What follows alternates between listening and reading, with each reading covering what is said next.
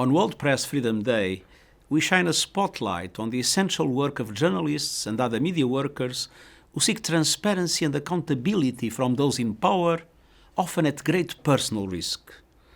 Throughout the COVID-19 pandemic, many media workers have been on the front lines, providing accurate, science-based reporting to inform decision makers and save lives. At the same time, journalists who cover climate, biodiversity, and pollution have succeeded in bringing global attention to this triple planetary crisis. But the threats to the freedom of journalists and media workers are growing by the day. From global health to the climate crisis, corruption, and human rights abuses, they face increased politicization of their work and attempts to silence them from many sides. Digital technology has democratized access to information, but it has also created serious challenges.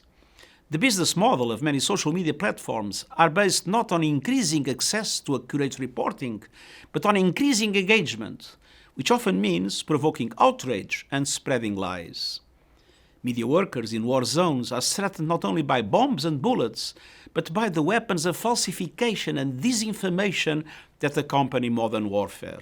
They may be attacked as the enemy, accused of espionage, detained or killed, simply for doing their jobs. Digital technology also makes censorship even easier. Many journalists and editors around the world are at constant risk of their programs and reports being taken offline. And digital technology creates new channels for oppression and abuse. Women journalists are at particular risk of online harassment and violence.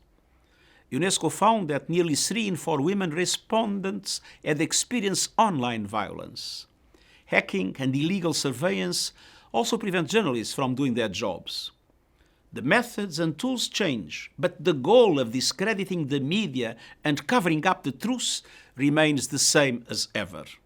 And the results are also the same. People and societies that are unable to distinguish fact from fiction and can be manipulating in horrifying ways. Without freedom of the press, there are no real democratic societies. Without freedom of the press, there is no freedom. The United Nations is working to support journalists and media workers everywhere. 10 years ago, we established a plan of action on the safety of journalists to protect media workers and end the impunity for crimes committed against them. On World Press Freedom Day, we honor the essential work of the media in speaking truth to power, exposing lies, and building strong, resilient institutions and societies.